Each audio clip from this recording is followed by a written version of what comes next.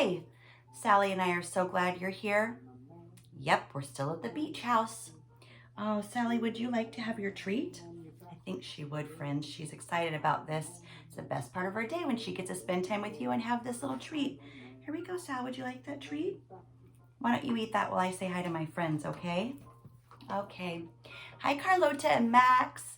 Hi, Boyce and Ellis, Henry and London, Freya and Peyton, Olivia and Sloan, Sutton, Sebastian and Lucy, Oli and Ruby, Sammy and Millie, Terry and Judy, Kristen, Mindy, Andy, Pam and Jason, Dakota and Avery, Maverick and Sophia, Rayu, Milo, Reese, Branton Lark, Blossom, Kinsley and Everly, Adeline and Landon, Lexa and Flynn, Fife and Ford, Johan and Soren, Henry, Harper May, Brooklyn Ray, Addison, Emma and Stella, Eli, Lizzie, Will and Brooke, Thea and Vesper, Mikey, Avery, Gray, Maya, Marquise, Joshua, Jeffrey and Julia, Karen, Eloise, Bella, Becky, Emma, Elliot and Cooper, Eleanor and Maya, Nolan, Sam and Ellie, Ada, Andy, and Teacher Mac. Hi friends, we're glad that you're here with us today. Okay, we have a fun book we're going to read you today. It's The Tale of Peter Rabbit. Here it is. Friends, this book is written by Beatrix Potter. This was my book when I was a little girl. Once upon a time, there were 4 rabbits. Let's count them. 1, 2, 3, 4. This is their mom. There were 4 rabbits. Their names were Flopsy, Mopsy, Cottontail, and Peter. They lived with their mother in Sandbank underneath the root of a very big fir tree.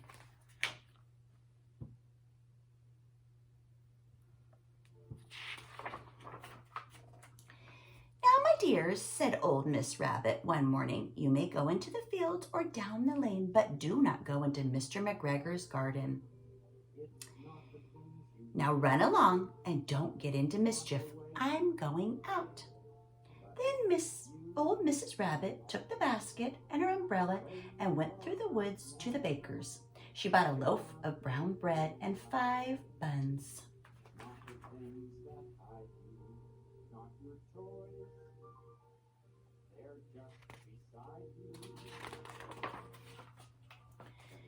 Flopsy, Mopsy, and Cottontail were good little bunnies. They went down the lane to gather blackberries, but Peter was very naughty. He ran straight away to Mr. McGregor's garden and squeezed under the gate. First he ate some lettuce, then he ate some French green beans, and then he ate some radishes, and then, feeling rather sick, he went to look for some parsley. Uh-oh. Friends, do you think he should have done that? I think as Mommy said, do not go into Mr. McGregor's garden. Let's find out what's going to happen to him. But round the end of the cucumber frame, whom should he meet but Mr. McGregor? He was on his hands and knees pulling out young cabbages, but he jumped up and ran after Peter, waving his rake, calling out, "Stop, thief!" Peter was most dreadfully frightened. He rushed all over the garden, for he had forgotten his way back to the gate. He lost one of his shoes among the cabbages and the other shoe amongst the potatoes. After losing them, he ran on all 4 legs and went faster so that he might have gotten away altogether if he had not unfortunately ran into the gooseberry net. He got caught by the large button on his jacket. It was a blue jacket with brass buttons, and it was quite new.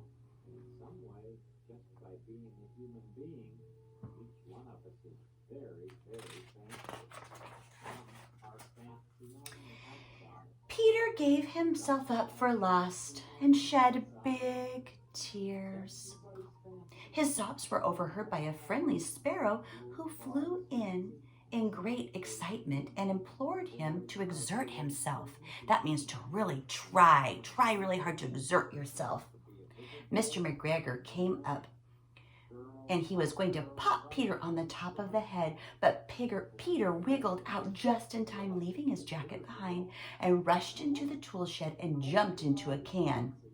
It would have been a beautiful thing to hide in if it had not been filled with so much water. Oh no, look friends, looks like he made a splash.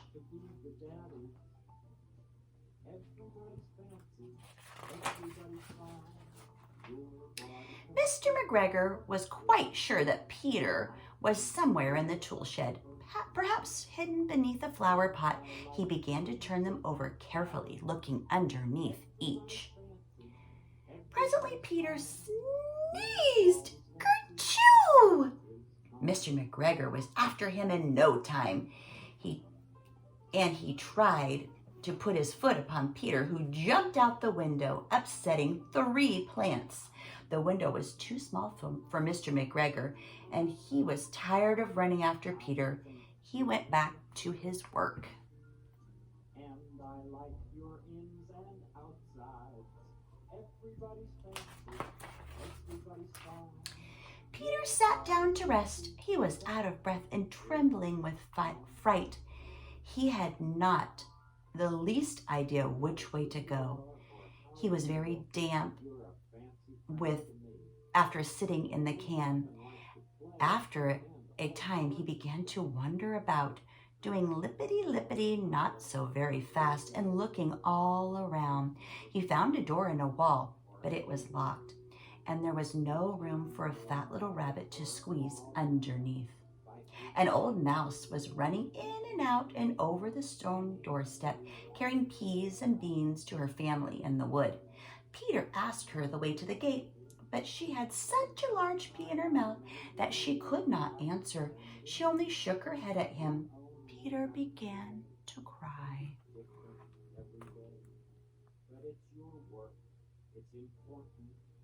Peter's feeling sad, friends.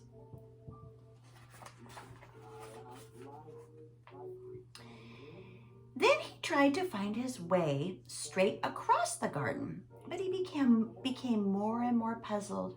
Presently, he came to a pond where Mr. McGregor was filling his water cans. A white cat was staring at some goldfish. She sat very, very still, but now and then the tip of her tail twitched. Does it twitch like this? Sometimes Sally's tail twitches. Peter thought it was best to go away without speaking to her, because he'd heard about cats from his cousin, little Benjamin Bunny.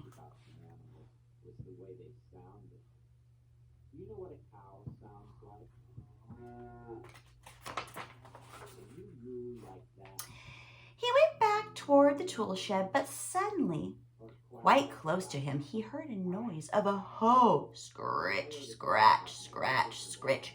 Peter scurried underneath the bushes. But presently, as nothing happened, he came out and climbed up a wheelbarrow. He peered over. The first thing he saw was Mr. McGregor hoeing onions. His back was turned toward Peter, and beyond him was the gate.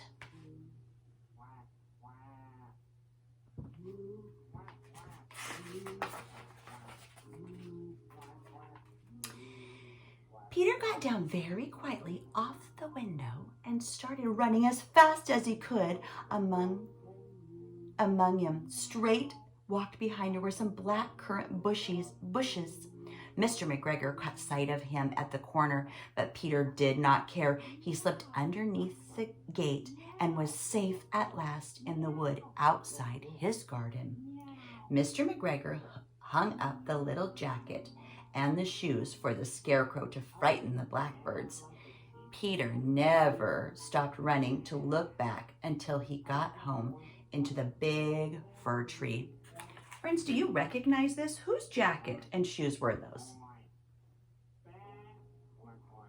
You're right, they were the ones that Peter lost. Mr. McGregor hung them up on a scarecrow. He was so tired that he flopped down upon the nice soft floor of the rabbit's household and shut his eyes. His mother was busy cooking. She wondered what he had done with his clothes. It was the second little jacket and pair of shoes that Peter had lost. I'm sorry to say that Peter was not very well during the evening. His mother put him to bed and made him some chamomile tea. She gave a dose of it to Peter, 1 tablespoon to be taken before bedtime. There's Peter in his bed.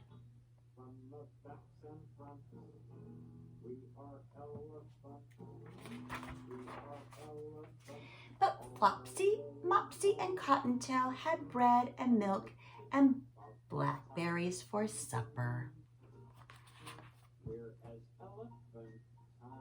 It sounds like his brothers and sister got to have a yummy dinner, but he had to go to bed because he didn't listen and he didn't feel well.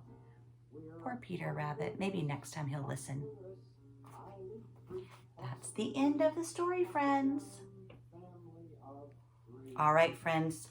Today, I want to know what vegetables and berries that you would pick in a garden if you have a garden.